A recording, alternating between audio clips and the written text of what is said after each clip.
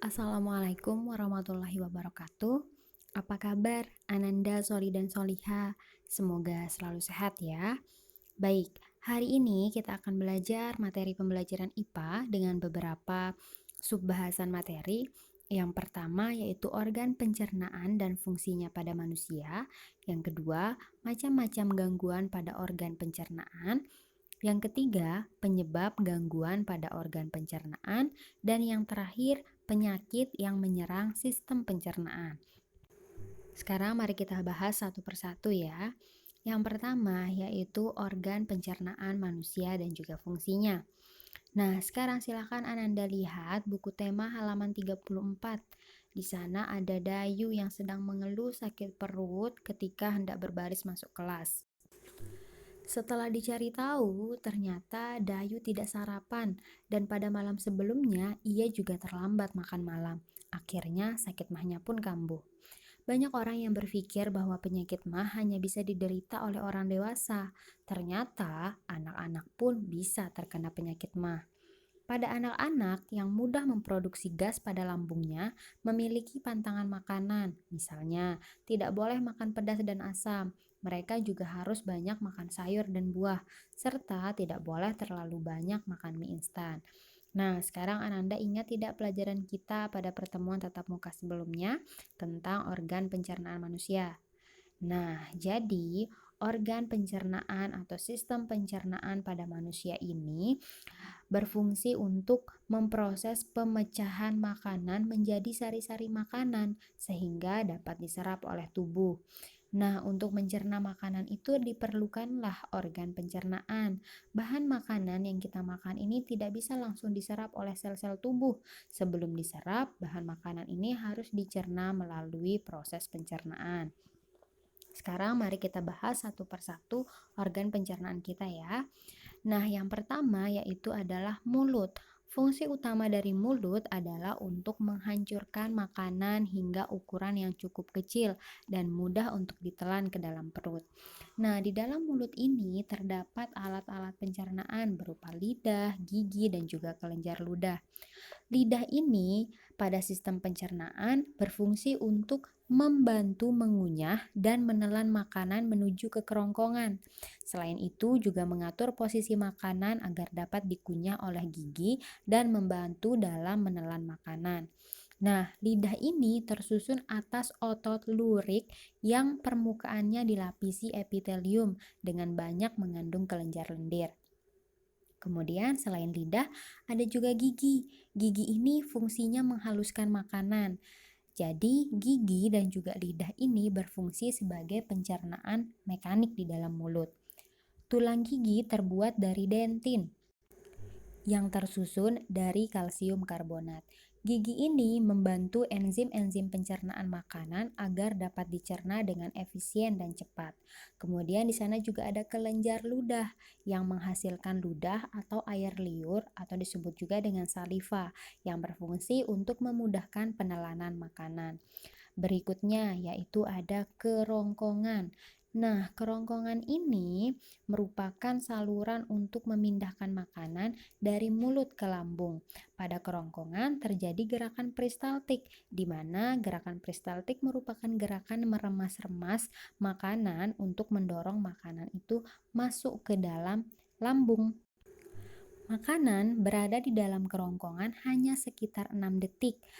Bagian pangkal pada kerongkongan ini disebut dengan faring berotot lurik. Otot lurik pada kerongkongan ini bekerja secara sadar menurut kehendak kita dalam proses menelan. Nah, berikutnya yaitu ada lambung. Nah, lambung ini berfungsi sebagai penghasil pepsinogen, di mana pepsinogen merupakan bentuk yang belum aktif dari pepsin. Enzim pepsin ini berfungsi dalam mengubah molekul protein menjadi potongan-potongan protein atau pepton.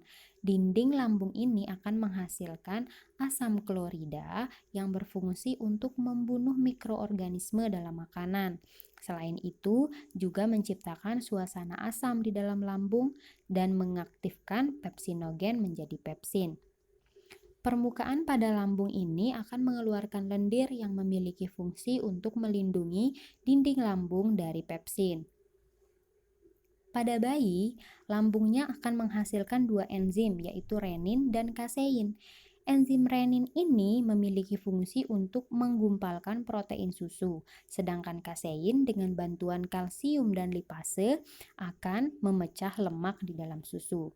Berikutnya, yaitu ada usus halus. Usus halus terbagi menjadi tiga, yaitu usus 12 jari, usus kosong, dan juga usus penyerapan.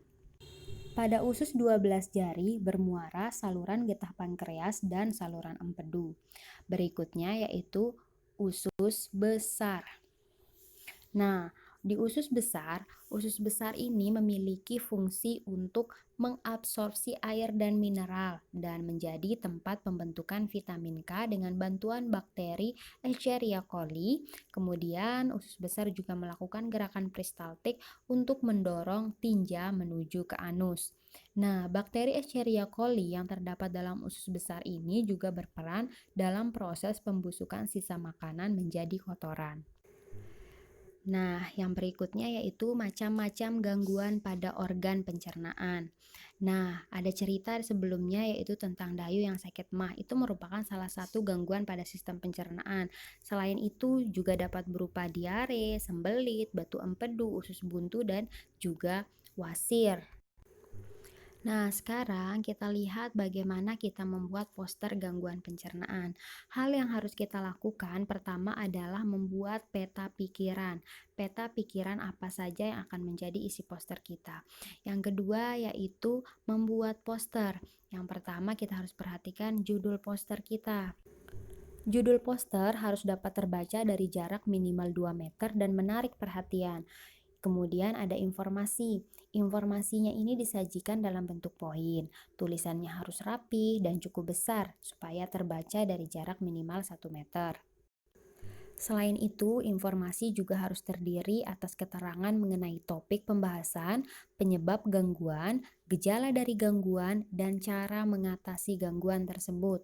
Kemudian ada grafik. Nah, poster ini akan lebih menarik jika kita lengkapi dengan grafik atau gambar-gambar sehingga akan memudahkan pembaca untuk mengerti informasi yang disampaikan. Kemudian kita cantumkanlah sumber pada informasi yang kita gunakan. Nah, untuk contoh poster bisa kita lihat pada halaman 50 di buku tema ya. Di sana ada poster tentang diare. Kemudian apa itu diare, bagaimana tanda-tanda diare, dan bagaimana cara mencegah diare. Di sana juga dicantumkan sedikit gambar ya. Begitu contoh poster. Selanjutnya yaitu penyebab gangguan pada sistem pencernaan. Sekarang silahkan Ananda lihat, perhatikan teks percakapan pada halaman 52 di buku tema.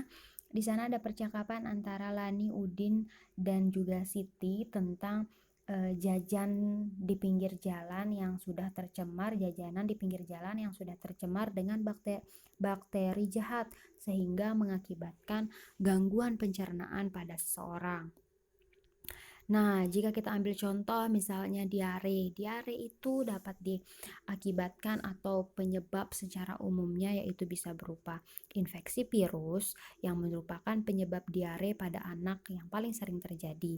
Kemudian ada infeksi bakteri dan parasit. Ini masuk melalui makanan dan minuman yang terkontaminasi, termasuk jajan sembarangan. Kemudian intoleransi makanan. Ini terjadi pada sebagian orang yang intoleransi terhadap gula pada susu sehingga diarenya terjadi setelah makan atau minum produk susu. Kemudian ada alergi makanan, biasanya terhadap obat-obatan. Kemudian ada penyakit usus, biasanya menimbulkan diare kronis dengan banyak penyebab. Kemudian juga ada salah satu penyebabnya yaitu stres. Nah, diare ini dapat ditandai dengan encernya tinja atau feses yang dikeluarkan atau buang air besar dengan frekuensi lebih sering dibandingkan dengan biasanya. Pada umumnya, diare terjadi akibat mengonsumsi makanan atau minuman yang terkontaminasi. Nah, sekarang silakan buka buku temanya halaman 75. Di sana ada percakapan antara Lani dan juga Udin yang membahas tentang gangguan organ pencernaan. Nah, kita dapat membuat beberapa contoh penyebab gangguan pada sistem pencernaan ya. Bisa berupa makanan yang mengandung kuman, menunda buang air besar, kurang makan buah dan sayur, pola makan yang tidak teratur, pikiran tegang atau stres, kurang vitamin C, banyak mengkonsumsi gula. Nah, jadi sistem pencernaan kita ini sebenarnya merupakan bagian yang sangat vital, yang sangat perlu untuk kita pelihara agar berfungsi dengan maksimal. Karena tubuh kita ini memperoleh nutrisi melalui sistem pencernaan. Jika sistem pencernaan kita baik, maka penyerapan nutrisi akan maksimal, sehingga tubuh menjadi lebih sehat dan juga kuat. Berikutnya, kita bahas tentang jenis penyakit yang menyerang sistem pencernaan. Nah, sekarang silahkan Ananda buka buku temanya halaman 89 dan 91. Nah, di halaman tersebut Ananda bisa melihat artikel buah dan manfaatnya. Ada banyak sekali manfaatnya sebagai sumber vitamin, sumber air dan gizi, sumber antioksidan, mencegah penyakit, dan obat dari luar tubuh. Nah, secara spesifik, misalnya kita ambil contoh buah pisang yang sangat bermanfaat bagi pencernaan. Pisang ternyata dapat mencegah mah dan luka akibat gangguan pencernaan karena teksturnya yang sangat lembut. Nah, pisang dapat menetralisir iritasi pada bagian dalam perut. Sedangkan daging buah pisang yang lembut ini dapat melapisi dinding-dinding lambung dan usus sehingga dapat menjadi lapisan anti radang. Pisang juga sangat membantu bagi mereka yang mengalami masalah peradangan lambung atau usus. Nah, pisang jika dicampur dengan susu dan air atau dimasukkan dalam segelas susu cair dapat dihidangkan sebagai obat penyakit usus. Juga dapat direkomendasikan untuk pasien sakit perut dan untuk menetralkan keasaman lambung. Wah, jadi pisang atau buah-buah yang lainnya sangat bermanfaat ya bagi pencernaan kita. Jadi, mengkonsumsi buah sangat penting untuk kesehatan, terutama organ pencernaan. Nah, apa yang akan terjadi ketika kita tidak rajin mengkonsumsi buah dan sayur? Maka tentunya organ pencernaan kita akan mengalami banyak penyakit atau banyak gangguan. Beberapa penyakit organ pencernaan yang dapat ditimbulkan yaitu adalah ada batu empedu, diare, radang usus buntu, ambeien, sembelit, gastritis. Nah, jadi ada banyak sekali penyakit pada organ pencernaan. Contoh sederhananya saja, sembelit. Sembelit ini ternyata terjadi karena kita kurang mengkonsumsi serat. Serat ini kita peroleh dari mengkonsumsi buah dan sayur. Jadi sudah jelas jika jarang mengkonsumsi, maka tentu organ pencernaan kita akan mengalami gangguan. Baik, sekarang Ustazah akan berikan tugas kepada Ananda semua. Tugasnya ada 5. Nah, semua tugas ini silakan dikerjakan di buku tema, kecuali untuk nomor 3 dan 4 dibawa ketika pertemuan tatap muka. Ya, itu dulu dari Ustazah. Semoga bisa dipahami. Perhatikan materinya, baca buku temanya dengan baik-baik, kerjakan tugasnya dengan serius. Semoga berkah ya. Baik, sekian dan terima kasih. Wassalamualaikum warahmatullahi wabarakatuh. Semangat!